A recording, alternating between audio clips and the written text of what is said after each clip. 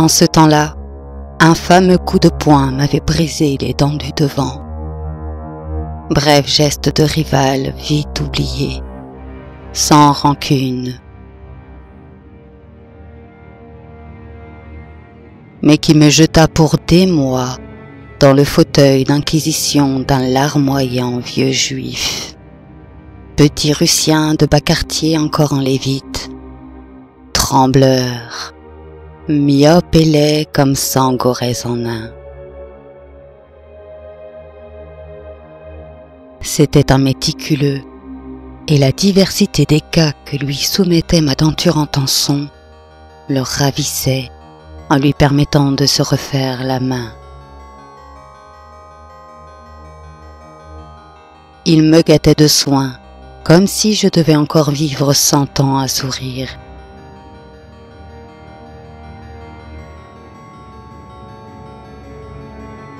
Je le laissais à son plaisir, car arrivé à un tel point d'indolence, je pensais aisément à toute autre chose.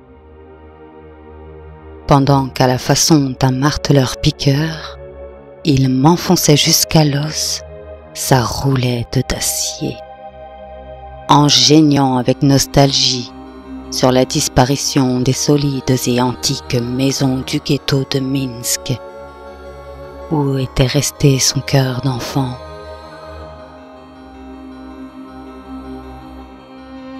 En ce triste temps-là, je promenais toujours une misère, une de plus, une de moins, et qu'elle fût en gousset ou en chair, le mauvais état de l'un entraînant celui de l'autre, sans jamais me laisser le répit de pouvoir garder au creux de la main la plus petite bulle de joie baladeuse. Enfin, n'en parlons plus. C'est du passé, et tant mieux.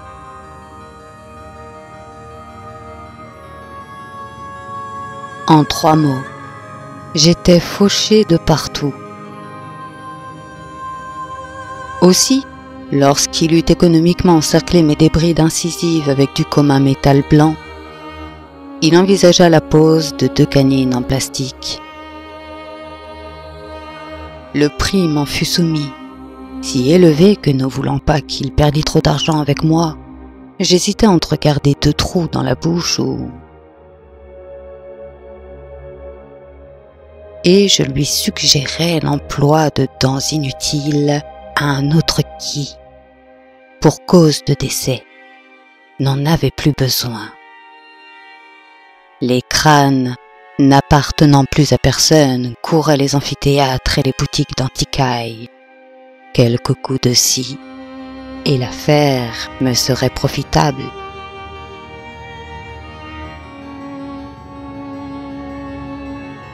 Il approuva mon désir judicieux, et le dimanche suivant, il alla secouer le célèbre Pucier d'entre la porte Clignancourt et Saint-Ouen, où il bric-à-braqua consciencieusement.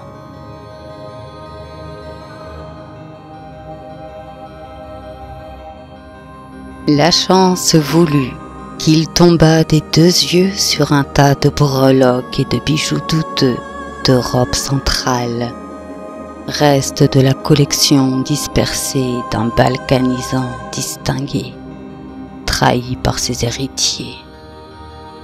La chance, parce que dans un écrin de velours fané se trouvait mon affaire, 2 superbes canines assorties, peut-être un peu trop jaunes et voyantes, mais majestueuses à souhait. Vénérable vestige d'un homme viril, à juger leur splendide aigu.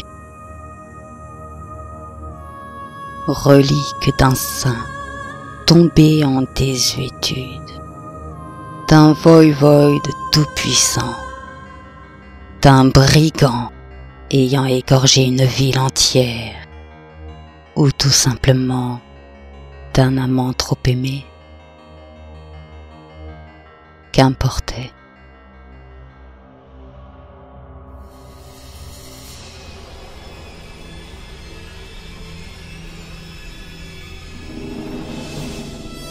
Ainsi passèrent d'un écrin dans l'autre les 2 longues dents de là-bas.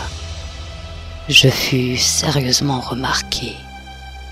Hélas, pas longtemps. Mon cœur cessa d'annoncer la même chanson.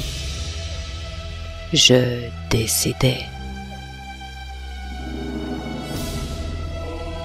Pour tout le monde, ce fut un accident mortel, mais pour moi, il s'avéra très vite que ce n'était qu'un accident tout court, une simple transition.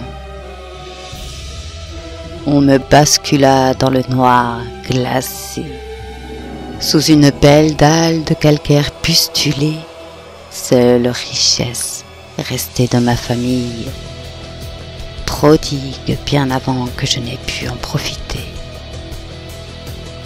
Quant à mon dentiste, il n'eut pas à me maudire pour impécuniosité. C'était un homme compréhensif. Un client mort ne pouvait décemment payer. À présent, je me sens heureux et sain comme jamais. Plus de goussets à remplir, ni de douleur à repousser. Non, tout cela je le laisse aux vivants. Ah, le bon vieux dentiste de Minsk.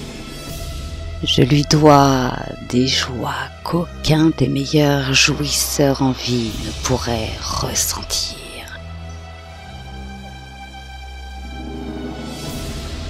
Le bougre avait eu les yeux sales, au point de ne pas remarquer sur le bout de chaque canine qu'il acheta ce petit trou qui était l'orifice d'un fin canal central traversant la dent.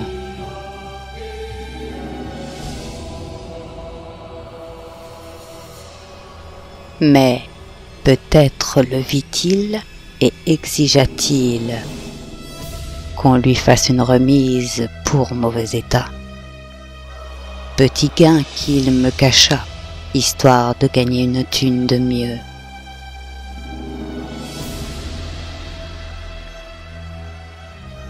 Quant à moi, je n'en ai d'abord rien su. Et même, il a fallu que mort, je ressente une soif insupportable, telle que pour m'irriguer, je suis sorti de ma tombe. Rien ne m'a résisté et ne résistera jamais aux forces renouvelées qui m'animent chaque nuit. Je ne dirai pas comment je me nomme, ni où je suis enterré. Ce serait trop bête, hein?